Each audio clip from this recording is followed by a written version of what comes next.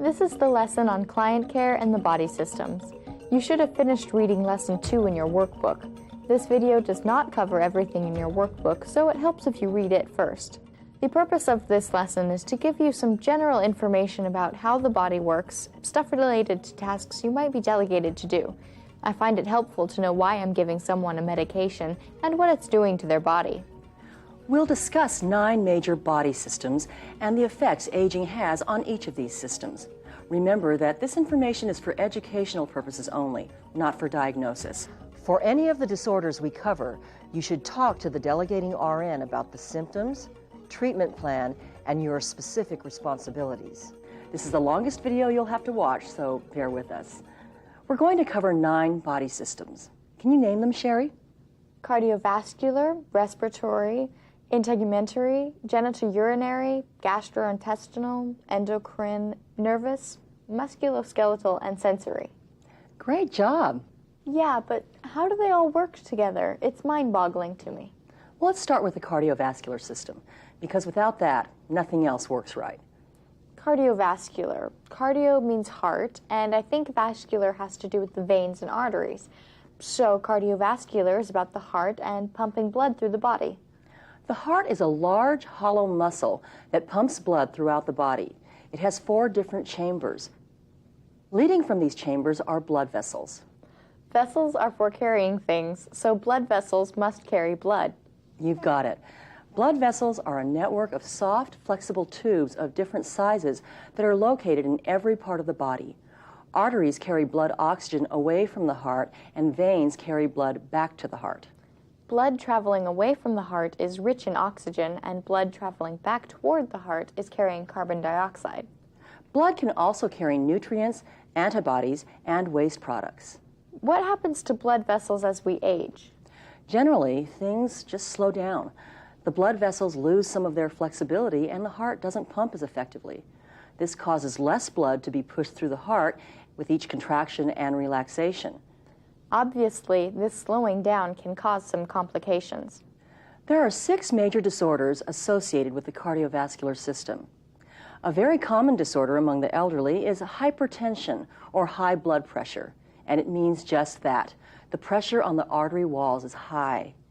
It's important to note that often a person will have no symptoms at all and doesn't even know their blood pressure is high. That's kind of scary. What should people do? Regular checkups. And then there is hypotension, which is low blood pressure. This means there isn't enough pressure for normal blood flow and oxygenation of the body tissues. Congestive heart failure is another common disorder of the cardiovascular system. This happens when the heart is not strong enough to pump blood throughout the body. The result is that blood gets backed up in the veins and in body organs like the liver and kidneys. A myocardial infarct, MI, or heart attack, is when a blood vessel within the heart closes up or is blocked, preventing blood and oxygen from getting to the heart muscle. Now, the final cardiovascular system disorder I'm going to cover is a stroke or brain attack. A stroke occurs when there is a rupture or blockage of a blood vessel in the brain, depriving parts of the brain of blood supply. The medical term for a stroke is cerebral vascular accident, or CVA. Okay, so blood travels throughout the body delivering oxygen and picking up carbon dioxide. But where does the blood get oxygenated, and how does it get rid of the carbon dioxide? That's done in the respiratory system. Fresh air is inhaled into the body and carried to the lungs. The rest of the body gets oxygen from the cardiovascular system. As oxygen is delivered to the cells of the body, waste gases are picked up and carried back to the lungs, where they are exhaled from the body. So we breathe in the oxygen and breathe out the carbon dioxide. That's basically how it works. As we age, the lungs also lose some of their flexibility. As a result, there's less breathing capacity. An older person doesn't breathe as deeply as a younger one. That's right. What are the most common respiratory disorders that we should know about? There are 4. Upper respiratory infections, pneumonia, chronic obstructive pulmonary disease, and asthma. Upper respiratory infections, or URIs, include the common cold, sinus problems, sore throat, runny nose, and tonsillitis. These infections can be caused by either a bacteria or a virus. Bacterial infections can be treated with antibiotics, but a viral infection has to run its course. Pneumonia is a more serious infection and is an inflammation of the lungs. The person may simply be less alert or unusually confused. As pneumonia progresses, mucus becomes thicker and it's harder for the person to breathe. The pain causes a person's breathing to become shallow and rapid. Pneumonia can be very serious and requires close supervision. If you have a client with any of these disorders, be sure to talk to your delegating RN about how the condition relates to the delegated task that you are doing. Pneumonia, colds, and sore throats are diseases that a person usually recovers from fairly quickly. Other respiratory problems, however, begin very gradually and can last a long time, becoming chronic conditions. Chronic obstructive pulmonary disease, or COPD, is a progressive and irreversible condition where the client's lungs have difficulty expanding in and out when breathing. Chronic bronchitis and pulmonary emphysema are examples of COPD. They're most commonly caused by smoking. Many people with COPD require inhaled medications and oxygen therapy. Another chronic respiratory disease is asthma. Generally, older people are more susceptible to respiratory disorders. Now let's move on to the integumentary system. Skin. Exactly right. The integumentary system includes skin, hair, nails, and the glands embedded in the skin itself. The skin consists of 3 distinct layers: the epidermis, the dermis, and the subcutaneous layer. The epidermis is the outermost layer and is made of tough, flat cells that are constantly being shed and replaced. The epidermis forms a barrier against bacteria and moisture, holding water in to keep the body tissues from drying out. If this layer is broken by a cut, scratch, or a pressure ulcer, then bacteria may attack the deeper tissues. The dermis is just beneath the epidermis.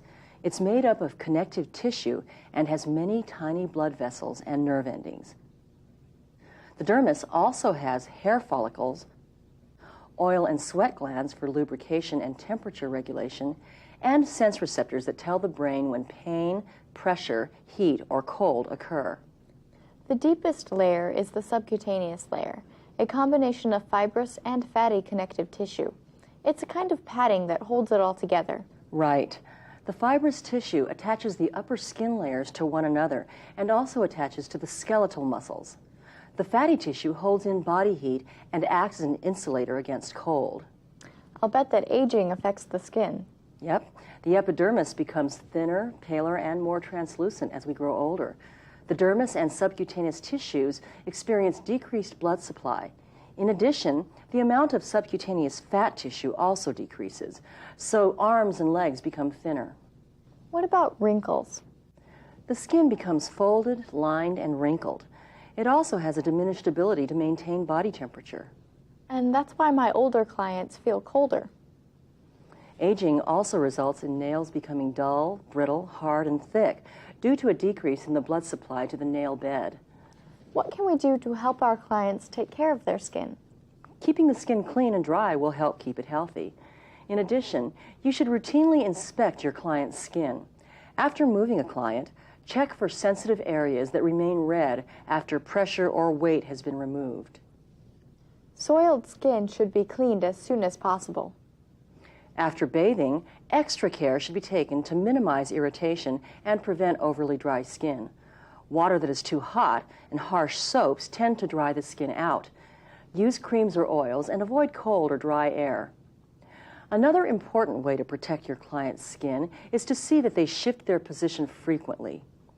When you're helping your client move, reduce friction on the skin by lifting rather than dragging.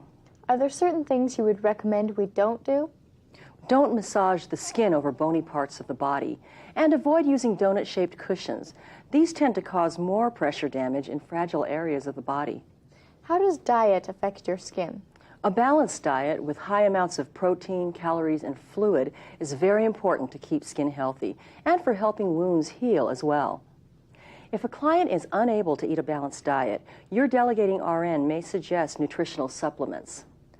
What skin disorders should we be aware of?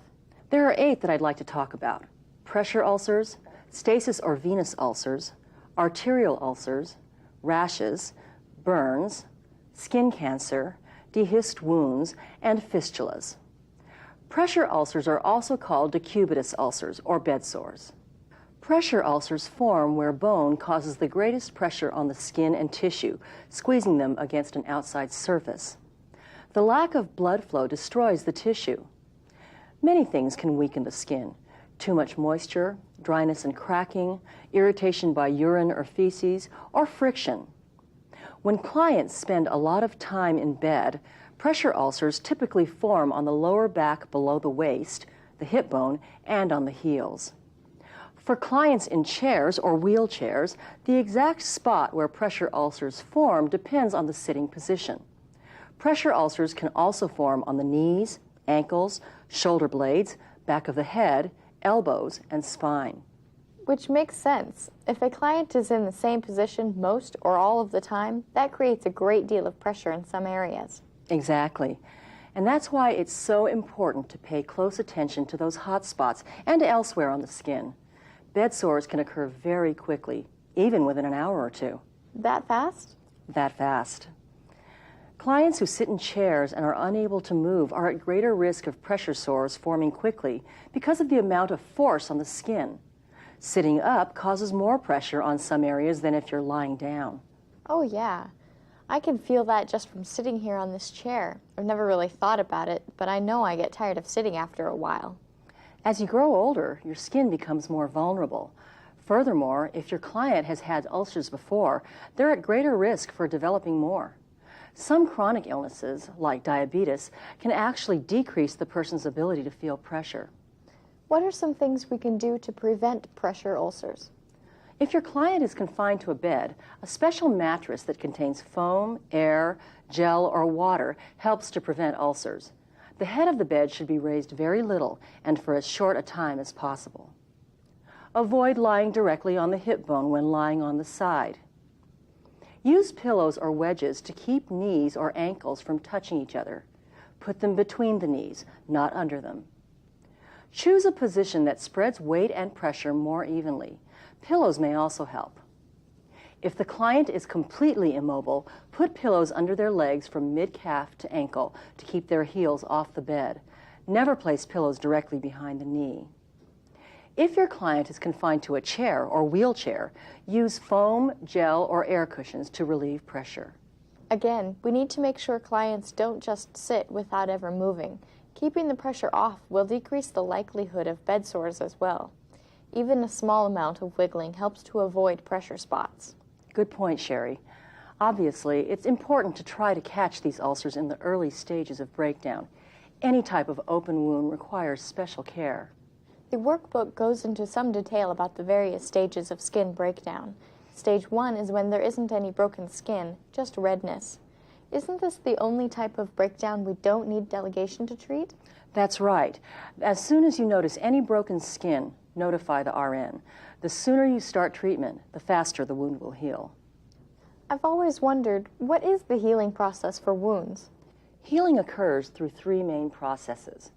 The first is inflammation, where the body reacts with an increase in blood flow, creating redness. Specialized cells are being sent to protect the affected area. The second process is granulation, where new tissue starts to grow to replace damaged tissue. Once the skin grows back to cover the open wound, the healing has entered the final process, epithelialization. Wounds must be kept moist while the skin around the wound should be kept dry. Sometimes changing a dressing will remove dead tissue.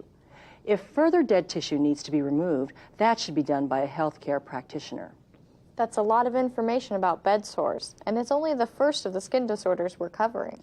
True, but pressure ulcers are common within the population you work with and are preventable. We don't need to spend as much time on the rest of the disorders of the skin. Okay then, what's next? A stasis or venous ulcer is a chronically open oozing area caused by poor circulation from the legs back to the heart. You'll see staining of the skin around the ulcer, which most often occurs on the lower legs and feet. Arterial ulcers are also known as diabetic ulcers and are round, open areas on the feet and lower leg. This is caused by decreased blood flow from the heart to the legs. Rashes are defined as raised, red, bumpy areas on the skin that are often itchy. Skin infections are caused by a break in the skin, like a scratch, where bacteria have taken hold. Burns can be caused by hot objects or liquid, by fire, the sun, or electricity. You should always notify your supervisor or the delegating nurse when you see that a client has been burned. Burns are classified according to how deeply the skin is damaged.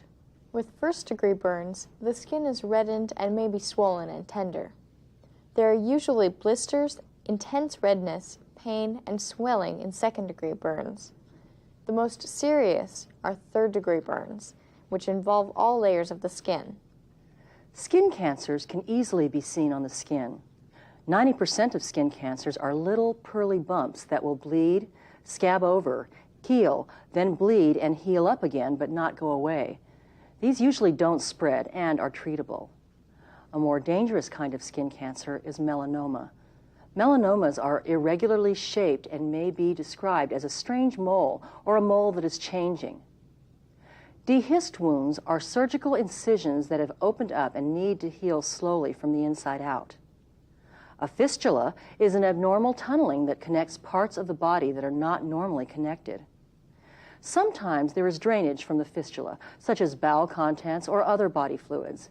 These are symptoms you should discuss with your RN and provider. Next, let's talk about the genitourinary system.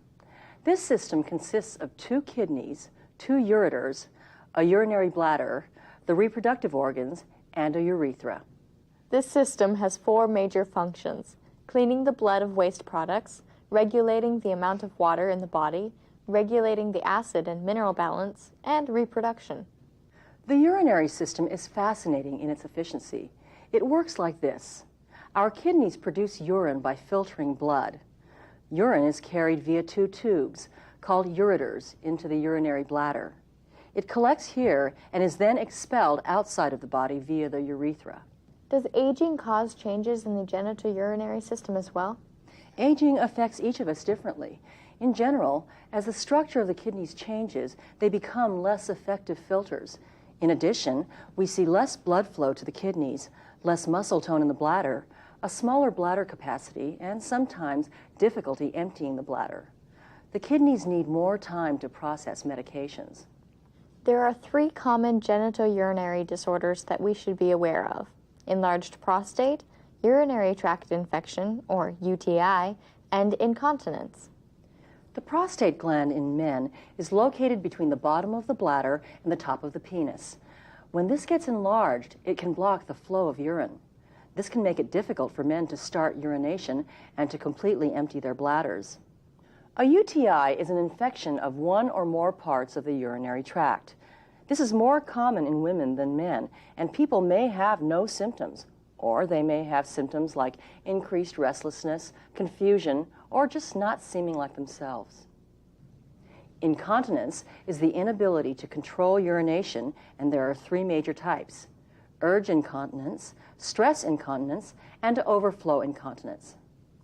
Urge incontinence is when there's a loss of urine as soon as the client feels the urge to urinate. Stress incontinence is a loss of urine when the client exercises or moves in a certain way. Overflow incontinence is when the client may feel that they never completely empty their bladder. I like it when they're called things that make sense. Overflow incontinence. The bladder feels like it's going to overflow. That's a whole lot easier to remember than things like myocardial infarct or subcutaneous glands. Those medical terms can get pretty long and complicated, but the more you hear and use them, the more natural they become. It's almost like learning a new language, understanding all this medical terminology. I kind of like learning it, really. What's next? The gastrointestinal system: mouth, stomach, and intestine. How food is changed into fuel for our bodies. So what happens when I take a bite of pizza? We get most of our nutrients from the food we eat, but in order for the body to use these nutrients, it has to break that bite of pizza down into a liquid form so that the nutrients can be absorbed into the body. Most of this work is done by enzymes. This is the complicated gastrointestinal system, or GI tract, at work. First, we chew our food, breaking it into small pieces. It mixes with saliva, making it easier to swallow. Enzymes in the saliva begin to immediately break down the food. Then we swallow, and the food moves down the esophagus into the stomach. While sitting in the stomach, the food mixes with more enzymes, breaking it down even further. Then the food, which is now fairly liquefied, moves out of the stomach and into the small intestine, where intestinal and liver enzymes are introduced. The liver produces bile, which is stored in the gallbladder until it's needed for digestion. Bile is necessary for fat absorption. Nutrients are absorbed through the walls of the small intestine, which is about 20 feet long. The pancreas also releases a digestive juice into the small intestine. All of the digestive juices work together to break down the food into nutrients. Food that cannot be broken down or absorbed moves into the large intestine, or colon, in a semi-liquid state. In the 5-foot-long colon, most of the remaining fluid is reabsorbed into the body. Peristalsis moves the remaining solid material into the lower part of the colon, where it collects until expelled through the anus as a bowel movement. Bacteria living in the intestine produce gas that is also expelled. 5 feet of colon and 20 feet of small intestine. That always amazes me. It is amazing. There are also some age-related changes associated with the gastrointestinal system. There is an increase in stomach acids, but mostly there are decreases in taste buds, chewing capacity, nutrient absorption, bowel muscle tone, and sphincter tone, and mobility in the intestine, which explains why so many of the clients I work with will have trouble with constipation. People usually have a bowel movement about every 1 to 3 days. Failure to have regular bowel movements is of concern when it causes a client undue strain or makes them uncomfortable. It can be especially problematic if it threatens to block the intestine. A more severe disorder is fecal impaction. This is caused by long-standing constipation and dehydration. Certain conditions can increase the likelihood of fecal impaction: prolonged bed rest, taking a medication that causes constipation, or being nutritionally depleted. Hemorrhoids are another common disorder, especially in elderly clients. Hemorrhoids are varicose veins in the rectum and can be internal or external. They typically develop due to strain while defecating, constipation, prolonged sitting, or childbirth. A gastrointestinal ulcer is a soreness or tissue breakdown in any section of the GI tract. The final GI disorder is GERD, or gastroesophageal reflux disorder, commonly known as heartburn. What happens is that when a person chews and swallows some food, the stomach starts to produce acids and enzymes to digest the food. When the food and acid mixture goes back up into the lower esophagus, it causes that hot feeling of heartburn. This most often happens in the first 30 minutes or so after meals. Okay, what's next? The endocrine system? Right. The endocrine system is made up of glands that secrete chemical substances called hormones into the bloodstream. These hormones regulate and control body activities or growth. Some of the endocrine glands are the pituitary, thyroid and parathyroid, adrenals, pancreas, ovaries, and testes. In healthy people, these glands produce specific hormones when the body needs them. The most common disorder of the endocrine system is diabetes mellitus, which occurs when the pancreas fails to produce enough insulin. Without insulin, the body cannot properly use sugar to fuel the body's cells. Consequently, the sugar, or glucose, stays in the bloodstream and is excreted in the urine. Diabetes is a very serious health problem and can cause other problems if not treated properly. There are 2 types of diabetes mellitus. Type 1 is often called juvenile diabetes because it usually begins at a young age. The client with diabetes type 1 needs to take insulin by injection.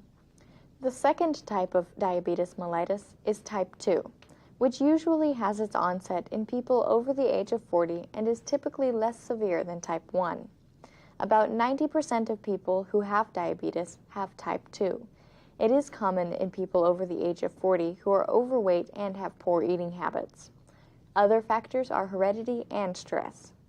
In type 2 diabetes, the pancreas does produce insulin, just not enough of it, or the body isn't using it properly. As a result, glucose derived from food builds up in the blood. Some people with type 2 diabetes can control their blood sugar by following a special diet that their medical provider has recommended. People who have type 2 diabetes take oral hypoglycemic medications or insulin by injection when diet alone cannot lower blood sugar levels sufficiently. How do the hypoglycemic medications work? They stimulate the pancreas to produce more insulin and help the body use insulin more efficiently. They are not insulin pills or a substitute for insulin, and they only work for those clients whose pancreas still functions. Can you explain about blood sugar fluctuations? Well, blood sugars vary within each one of us. This is not a problem unless the blood sugars fall below 70 or rise above 200. Below 70 is hypoglycemia, and above 200 is hyperglycemia. Hypo meaning low, and hyper meaning high. Exactly. And you know how you can get really hungry and you start feeling weak, kind of spacey? Yeah, and I can get downright cranky. Well, people with diabetes have even more severe symptoms of both hyper and hypoglycemia. So when taking care of clients with diabetes, it is really important that they eat regularly and in moderate amounts. A dietitian can work with a client to design an appropriate diet based on their likes and dislikes. Other things to be aware of include the condition of the client's skin, especially the feet and legs. They should avoid clothing that restricts circulation. Be aware that physical activity influences blood sugar. When doing a new or unusual activity, have the client carry a form of fast-acting sugar. Encourage the client to wear a Medical Alert diabetes bracelet or necklace. It could mean quicker help if they were unable to speak for themselves. Follow your nurse delegation for glucose monitoring, taking time to record the blood glucose level precisely. Low blood sugar can be a very dangerous emergency situation. The delegating RN, you, and the client should have a plan in place for what to do when your client has low blood sugar. The only other endocrine problem we'll talk about is hypothyroidism, or low thyroid. This is a fairly common condition in the elderly and is easily treated with synthetic thyroid hormone. If a person feels run down, has dry and itchy skin, brittle and falling out hair, and constipation, it may not just be old age. That's right. It might just be hypothyroidism. There is a very simple blood test to check thyroid levels. Okay, 3 more systems left. Let's talk about the nervous system. The nervous system is the coordinator of all the body functions and is what enables us to see, hear, smell, taste, and touch. The brain is the master of your universe.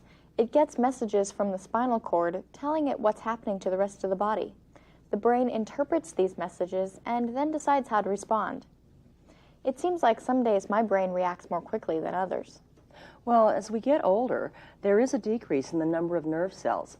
The amount of cell loss varies in different parts of the brain, some areas being more resistant. Transmissions at the nerve endings do actually slow down a bit throughout the entire body. The primary nervous system disorders that you should be aware of are seizures and epilepsy, Parkinson's disease and other tremors, Alzheimer's and other dementias, and traumatic brain injury. That's a lot. Well, it sounds tougher than it really is. We'll start with seizures and epilepsy. Don't you have seizures if you're epileptic? That's right. Epilepsy is actually defined as a set of disorders that causes seizures. But seizures don't necessarily indicate epilepsy. They can be the result of head injury or some other unknown cause. What exactly is a seizure? A seizure is a sudden increase in the electrical activity in one portion of the brain. The seizure can stay in one area with specific and localized symptoms, or it may spread to the entire brain, resulting in loss of consciousness and shaking of the body. Although there are several different types of seizures, the 2 major ones are petit mal and grand mal. A petit mal seizure is short in duration and is accompanied by loss of awareness. A person experiencing a petit mal seizure will display minimal movement, often making them hard to detect. The grand mal is a type of seizure that is noted for its intensity and duration. A grand mal seizure usually includes a loss of consciousness, tongue biting, loss of bladder control, and shaking of all extremities. This is followed by a period of sluggish responsiveness, slow, deep breathing, and confusion, which may last anywhere from 15 minutes to several hours. Sounds pretty traumatic. It certainly can be, and exhausting as well. Parkinson's disease is a slowly progressive disease of the central nervous system. Parkinson's often causes tremors. Tremors can also have other causes, such as brain trauma or medication side effects. Dementia is a progressive disease caused by the destruction of brain cells. There are several types of dementia. Alzheimer's is the most common. Symptoms begin with memory loss and progress to the person's inability to do daily activities or recognize familiar people or places. A traumatic brain injury is an injury to the brain from an accident, an assault, or a fall. It can also result from a lack of blood supply and oxygen, such as after a near drowning or cardiac arrest.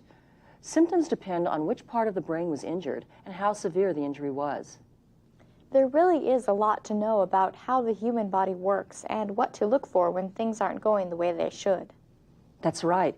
The next system we're going to cover is the musculoskeletal system, which consists of the bones, joints, muscles, ligaments, tendons, and cartilage. This system protects the internal body organs, provides a framework for the body, maintains posture, and makes body movement possible. Joints are places where bones are joined together. Bones allow for movement, large ones for large movements and small ones for smaller movements. Flat bones and the spinal column protect soft tissue. Some muscles are attached to the bones and actually make movements occur. Other muscles, like the heart and intestines, work automatically. Ligaments are tough bands that hold joints together. Tendons are strong elastic bands that attach muscles to bones. Cartilage is tissue that is found in joints to allow smooth movement. I know some things can happen to this system as we age. Joints stiffen and muscles become weaker. Bones lose calcium, which weakens them and makes them more prone to breaking. Very gradually, the spinal column compresses and we become shorter. But regular daily exercise can help maintain muscles and joints. I want to tell you about 3 disorders of this system: osteoporosis, arthritis, and fractures. If your client has one of these disorders, discuss the symptoms, treatment plan, and your specific responsibilities with the delegating RN. In osteoporosis, bones gradually become so weak that they can break from something as minor as a sneeze. Osteoporosis can also cause low back pain, stooped shoulders, and the loss of height. Doesn't it mostly affect postmenopausal women? For the most part, that's true, but men can get it as well. There are ways to prevent osteoporosis, including eating calcium-rich foods or taking supplements and doing weight-bearing exercises. Arthritis is the inflammation of joints and can be any one of several types. The 3 most common kinds are osteoarthritis, rheumatoid arthritis, and gout. Osteoarthritis is the most common. The joints enlarge and their linings wear out from use. The bones begin to rub against each other, causing pain and inflammation. Rheumatoid arthritis can affect people of all ages. The immune system, instead of protecting the body, works against it. Joints become enlarged and very painful, and other parts of the body may be affected as well. Gout mostly affects men over the age of 40. The main symptom is very painful toe joints. It can affect other joints as well, but is most common in the toes. A fracture is a break in a bone. It's treated by putting the bones into their normal position and keeping the area stable. This can be done with a cast or by putting screws, pins, or plates into the bone. We're on the final stretch. The last system is the sensory system, which includes the eyes and ears. The eyes and ears are 2 of our 5 senses. Other sense organs are the nose for smell, skin for touch, and tongue for taste, but we'll focus only on the eyes and ears. With age, the eye reacts more slowly to changes in light. The eyelids may get droopy and not close as tightly, and there may be a decreased amount of tears. Age can bring changes in the ear's ability to conduct sound and in the functioning of the little hairs in the ear canal. Common disorders of the eyes include cataracts, dry eyes, macular degeneration, glaucoma, and diabetic retinopathy. With cataracts, the lens of the eye slowly becomes opaque. Dry eyes are just what they sound like. The person doesn't have enough tears and feels like there's something in the eye. Macular degeneration occurs within the eye and causes decreased vision. Glaucoma is a buildup of fluid pressure inside the eye that can lead to blindness. Diabetic retinopathy is a complication of diabetes. It damages the retina inside the eye. Common disorders of the ears include hearing loss, tinnitus or tinnitus, and dizziness or vertigo. Hearing loss can be caused by a number of things, including long-term exposure to loud noise. Tinnitus is ringing or buzzing in the ears and also has a number of causes, including exposure to loud noises, ear infections, or side effects of some medications. Dizziness, or vertigo, is quite common in the elderly and may be due to many things and involve multiple body systems. There's so much to know. There sure is. I hope you use your workbook to help you remember all of this, or look things up when you have a question.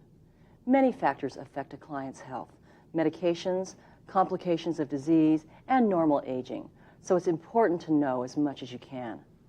I hope this has been helpful, but please, if you have any questions, talk to your delegating RN. Make sure you understand everything you've been asked to do. That's it for the body systems lesson. Way to hang in there.